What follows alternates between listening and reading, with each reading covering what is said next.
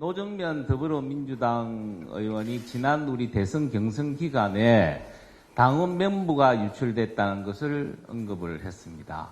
이 당원 명부가 경선 기간 중에 명태균이라는 사람한테 어떻게 흘러갔는지에 대한 부분은 우리가 차근차근 지금부터 조사를 할 예정입니다. 조사를 하고 조사에 따라서 더 엄정한 조치가 필요하면 그런 조치를 하겠다는 말씀을 드립니다.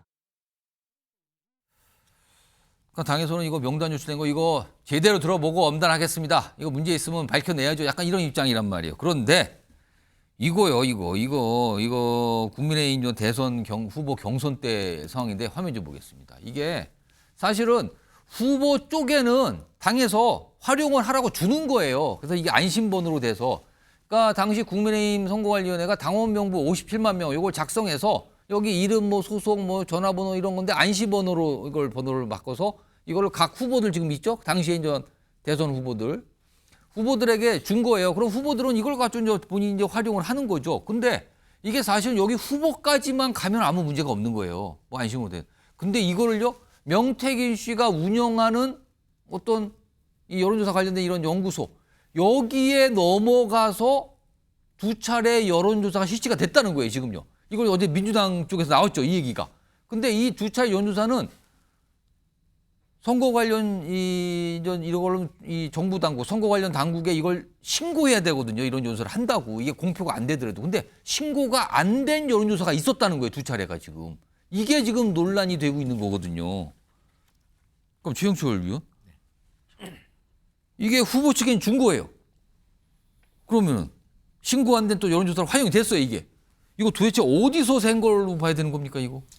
선거 때문에 하면 저 리스트가 많이 나놉니다. 심지어 뭐 기자들까지 열람하는 그런 경우가 있는데 그게 사실 좀 보안이 잘 되지 않죠. 왜냐하면 요즘 파일로도 많이 돌아다니고 그리고 실제로 복사하다가 종이로도 많이 돌아다니기 때문에 저런 사고가 잦는데 결국 이번에 아마 저걸 추적해도 쉽진 않을 겁니다. 어디서 빠졌는지.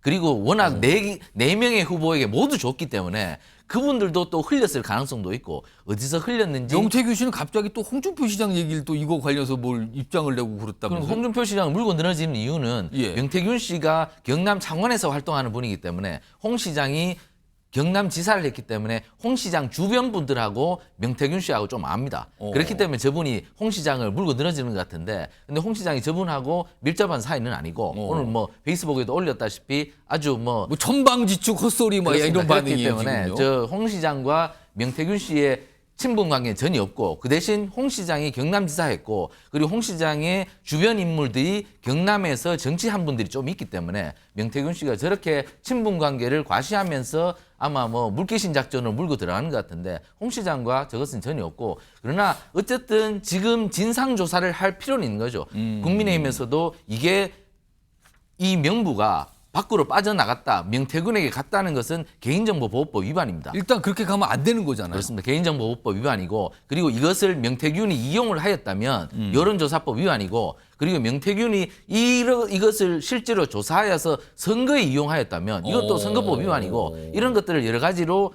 검찰이 쫓겠죠, 이제. 저게 문제가 됐으니까. 자칫 파장이 커질 수도 있는 그렇습니다. 사안이니까. 하지만 제가 선거판을 많이 보면 이게 보안이 잘 안 되기 때문에 실제로 어떻게 흘러 들어갔는지 검찰이나 경찰이 수사를 통해서 밝히기는 매우 어렵고 시간이 많이 걸릴 겁니다. 그래서 저렇게 얘기를 하는 건가요? 막 사람 이름을 그냥 너무 자주 거론해요. 누구 얘기 이런 식으로. 이런 가운데 국회에서 지금 명태균 씨에 대한 동행 명령장이 발부가 돼서 어제 2시까지 출석하라고 했는데 출석이 안 됐거든요. 근데 이게 제대로 전달도 안 됐다 그러거든요. 관련된 영상이 있습니다. 보시죠. 국정감사 증인에 관한 동행명령장 발부의 건은 가결되었음을 선포합니다. 국회 경위께서는 김영선 증인과 명태균 증인에 대한 동행명령을 즉각 집행하여 주시기 바랍니다. 안녕하십니까. 안녕하십니까. 기상처에서 명태균 씨는 동행명령장 집행하고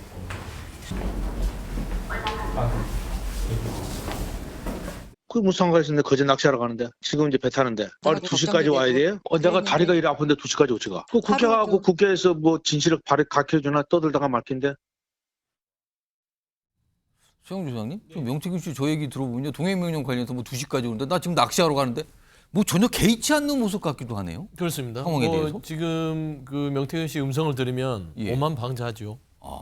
그러니까 이제 이에 앞서서 그 대통령조차도 무시하는데 국회는 얼마나 엽신여기겠어요. 낚시하러 간다 지금 나. 아니 보세요, 대통령한테 검찰한테 나를 잡을 수 있겠어? 그럼 나를 뭐 잡아가면은 탄핵 이런 얘기를 하잖아요. 그렇죠. 뭐 이 정권 하야하는데 한 달, 탄핵 되는데 한 달이면 충분하다. 이런 분이에요. 그런데 국회에서 이런 부분에 대해서 왜 그런 발언을 했어? 왜 김건희 여사와의 관련이 있고 그다음에 당시 2022년 재보궐 때 김영선 전 의원의 공천 과정이 어떻게 됐는지를 국회에 나와서 좀 물어보려고 정당하게 아주 절차를 매너 있게 동해명령자까지 창원까지 보냈지 않습니까? 이런 절차를 거쳐서 잡아온 것도 아니라 좀 와주십시오 했는데 지금 말하는 건 내가 가서 무슨 말을 하겠어? 나 낚시하고 있는데 나 힘들어 시간 못 맞춰. 이런 자세는요. 이거는 법적 처벌을 각오하겠다는 것이고 어차피 좀 쉬운 말로 청명해 주거나 한식해 주거나 똑같은 거 아니겠냐. 될 대로 되라. 그런 식의 지금 태도를 보이기 때문에 저는 법적 처벌이 멀지 않았다라는 걸 스스로 알고 있는 거 아닌가 싶습니다. 그리고 동행명령. 덧붙여서 예. 지금 보면은 각가지 그 유명 그 정치인들을 거론하는데요. 저는 이 명태균 씨의 이런 연막 작전에 속아서는 안 된다. 지금 중요한 거는 명태균 씨가 김건희 여사와의 관계성을 집중도를 흐리기 위해서 지금 여러 가지 정치인들을 참여시키고 있다. 그런 점에서는 좀 다시 집중을 해야 된다.